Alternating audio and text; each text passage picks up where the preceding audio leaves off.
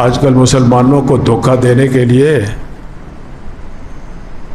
طرح طرح کے شکوک و شبہات پیدا کیے جاتے ہیں.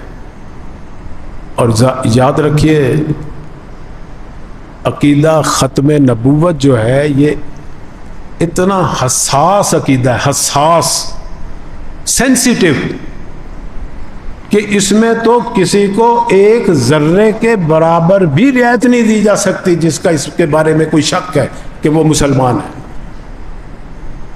ختم نبوت کے بارے میں کوئی شخص اگر تھوڑا سا اپنے ذہن میں بھی بات لاتا ہے تو بھی وہ دائرہ اسلام سے خارج ہو جاتا ہے. یہ اتنا حساس مسئلہ ہے. دیکھو امام ابو حنیفہ رحمۃ اللہ علیہ جس کے ہم مقلد ہیں، جس کی فقہ کے اوپر ہم عمل کرتے ہیں، ان کے رستے پہ چل کے قرآن و حدیث کو سمجھتے ہیں. عمل قرآن و حدیث پہ کرتے ہیں، امام صاحب کے قول پہ نہیں کرتے. عمل قرآن اور حدیث پہ عمل کرتے ہیں. ان کے ایک کمیٹی بنائی ہوئی تھی علماء. امام صاحب کا قول ہے کہ اگر کوئی مسلمان کوئی بات کرتا ہے نا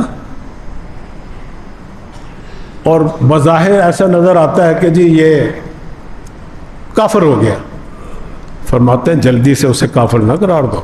امام صاحب کا مسلک ہے یہ. اس کی اس قول کو بات پر غور کرو. اگر کوئی احتمال یہ نکلتا ہے کہ بھئی نہیں یہ مسلمان ہے تو مسلمان سمجھو اسے، دائرہ اسلام سے خارج نہ کرو. بہت سی مثالیں موجود ہیں. امام صاحب، ایک شخص آیا آپ کے پاس، کہنے لگا امام صاحب ہمارا ایک مسلمان بھائی ہے، وہ کہتا ہے کہ نماز میں سجدہ نہیں، میں سجدے کا انکار کرتا ہوں. اب ظاہر ہے فرض نماز کے اندر تو سجدہ ہے، جو سجدے سے انکار کرتا ہے وہ کہاں مسلمان رہے گا؟ سجدہ کرنا تو فرض ہے نا نماز کے اندر. جو فرض کا انکار کرے وہ کافر ہے. تو آپ نے غور کر کے فرمایا کہ بھئی وہ جنازے کی نماز کے بارے میں کہتا ہوگا، اس میں تو سجدہ نہیں ہے، وہ صحیح کہتا مسلمان ہے، نہیں کافر قرار. ایک اور موقع پر ایک صاحب آئے اور کہنے لگے کہ حضرت فلاں مسلمان کہتا ہے کہ میں ذبیحہ کو حلال نہیں سمجھتا، میں نہیں کھاتا مسلمانوں کا ذبیحہ. تو ظاہر ہے کہ جو مسلمانوں کے ذبیحے سے انکار کرے کہاں مسلمان رہے گا وہ. تو وہ کفر کا فتویٰ لگانے آیا تھا. آپ نے غور کر کے فرمایا کہ بھائی اس کا مطلب یہ ہوگا کہ مچھلی جو ہے نا وہ بغیر ذبیحہ کے ہی حلال ہوتی ہے، وہ مردہ بھی حلال ہے. وہ مچھلی مراد لیتا ہوگا، مسلمان ہی ہے، کافر نہ بناؤ اسے. اس طرح کی ایک نہیں 20 مثالیں ملیں گی. ایک بہت بہترین واقعہ یاد آ گیا، مولانا اشرف علی صاحب تھانوی رحمۃ اللہ علیہ نے لکھا ہے. یہ امام صاحب گئی،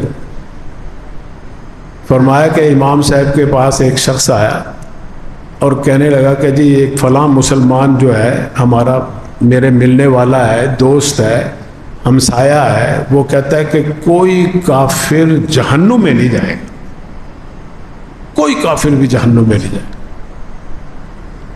اب بتاؤ، قرآن امام صاحب نے کہا کہ یہ جو میرے شاگرد بیٹھے نا ان سے جا کے مسئلہ پوچھو. اب شاگردوں نے جب سنا جھٹ سے کہہ دیا ہم بھی ہوتے تو ہم یہی فیصلہ کرتے کہ بھی وہ تو کافر ہے. قرآن کریم تو بھرا پڑا ہے کہ اعدت للکافرین، کہ جہنم تیاری کافروں کے لیے کی گئی ہے. قرآن کریم کے اندر صراحت کے ساتھ، نص قطعی کے ساتھ ہے کہ جہنم میں کافر ہی جائیں گے ہمیشہ کے لیے. تو کہنے لگا کہ ان سے جب پوچھا شاگردوں سے، انہوں نے سب نے کہا جی وہ تو کافر، قرآن کا انکار ہے، قرآن کی ایک آیت کا انکار کر دے کافر ہو. اور یہ بھی مسئلہ سن لو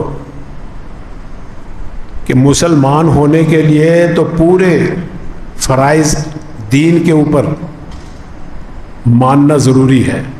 دین کی جو ضروریات ہیں نا جی، آمنت باللہ و ملائکہ و کتبہ و رسلہ والیوم الآخر والقدر خیرہ و شرہ من اللہ تعالی والبعث بعد الموت، یہ ایمان ہے. آخرت پہ ایمان لانا، مرنے کے بعد زندہ ہونے پہ ایمان لانا، فرشتوں پہ ایمان لانا، نبی و رسولوں پہ ایمان لانا، اچھی بری تقدیر پہ ایمان لانا، ان ساری چیزوں کو مانو گے تو مسلمان۔ لیکن کافر ہونے کے لیے یہ ضروری نہیں کہ ساری دین کا انکار کرے گا تو کفر کا فتویٰ لگے گا، نا، ایک چیز کا بھی انکار کر دے گا تو کافر ہو جائے گا۔ دیکھو نا، ایک گلاس پانی، گلاس کے اندر پانی ڈالا آپ نے، پاک پانی، تو وہ سارا کہلائے گا یہ گلاس پاک پانی کا ہے، کیونکہ سارا پانی پاک ہے اس کے اندر۔ لیکن ناپاک ہونے کے لیے ایک پیشاب کا قطرہ بھی ڈال دو گے تو ناپاک ہو جائے گا۔ یہ ضروری نہیں کہ ایک گلاس بھر کے اس کے اندر پیشاب کا ملاؤ گے تو پھر وہ ناپاک ہوگا، نہیں۔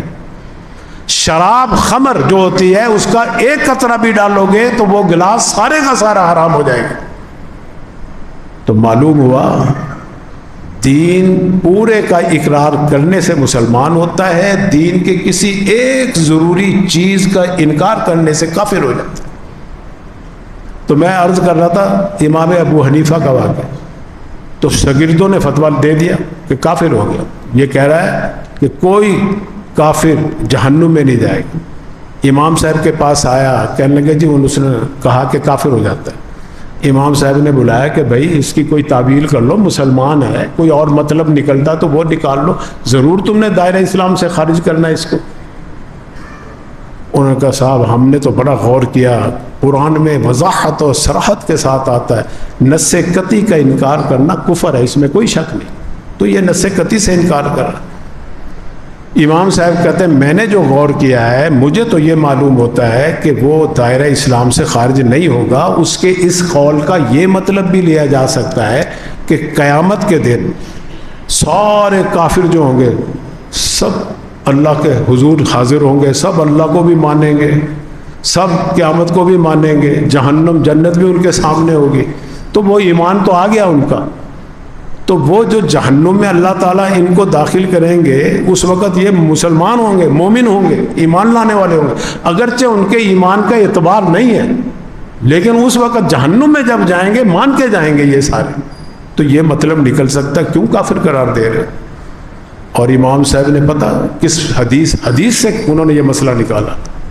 جیسے ایک بڑھیا آئی حضور صلی اللہ علیہ وسلم کے پاس اور آ کر کہنے لگی یا رسول اللہ میرے لیے دعا کرو کہ مجھے اللہ جنت میں۔ آپ نے کیا کہ یا اللہ کسی بوڑھی کو جنت میں نہ داخل کر۔ وہ رونے لگ گئی۔ آپ صلی اللہ علیہ وسلم نے اسے دلاسا دیا، فرمایا کہ نہیں تو جنت میں جائے گی لیکن بوڑھی نہیں ہوگی، جوان ہو کے جنت میں داخل ہوگی، وہاں تو سب جوان ہوں گے۔ تو اس سے امام صاحب نے بھی مسئلہ نکال لیا، یہ ان کی تفقہ تھی۔ یہ سارے واقعے میں نے اس لیے سنا ہے کہ امام ابو حنیفہ رحمۃ اللہ علیہ جلدی سے کسی پہ کفر کا فتویٰ نہیں لگاتے تھے، لیکن ختم نبوت کے بارے میں اتنے سینسیٹیو تھے، اتنے حساس تھے۔ فرماتے ہیں کہ اگر کوئی شخص جھوٹے نبی سے علامت بھی مانگتا ہے نا، کوئی دلیل بھی مانگتا ہے، تب بھی وہ کافر ہو جائے گا۔ کوئی مسلمان کہے گا اچھا میں استخارہ کر کے دیکھتا ہوں کہ یہ میرے لیے نبی بہتر ہے، اس پر ایمان لانا یا نہیں بہتر ہے، استخارے کی نیت ہی کرے گا تو کافر ہو جائے گا۔ اس مسئلے میں انہوں نے کبھی نہیں تعویل کی، ختم نبوت کے بارے میں کبھی تعویل نہیں کی، اس لیے کہ 200 سے زائد حدیثیں، 100 سے زائد قرآن کریم کی آیتیں، بے شمار مثالیں سرکار دو عالم صلی اللہ علیہ وسلم نے پیش کی۔ تو ان ساروں کی روشنی میں یہ مسئلہ عقیدہ ختم ایسے ہے جیسے سورج نکلا ہوا۔ اب سورج نکلا ہوا ہے نا، کوئی کہہ سکتا ہے کہ مجھے دلیل دو جی، نشانی بتاؤ کہ سورج نکلا ہوا۔ بھائی سورج تو سامنے نظر آ رہا ہے۔ عقیدہ ختم نبوت کے بارے میں دماغ کے اندر اگر کوئی تھوڑا سا مسلمان شک بھی لے آئے گا تو کافر ہو جاتا ہے۔ اس لیے اس کے بارے میں آپ کبھی نہ شکوک و شبہات کا، کوئی مرزا ہو، کوئی ملعون بہاءاللہ بہاری ہو یا مسلمہ ہو یا سجا نامی ہو یا اسود انسی ہو، آپ نے تو فرمایا کہ میرے بعد 30 آئیں گے، 30 جھوٹے نبی۔ ایک تعداد بتائی، ایک حد بنائی بھی 30 سے اوپر تو ہو سکتے ہیں، نیچے نہیں ہوں گے، لیکن سب دجال بھی ہوں گے، کذاب بھی ہوں گے، کافر بھی ہوں گے۔ اس لیے کہ فلاں نبی آبادی، میرے بعد نبی ہے ہی نہیں۔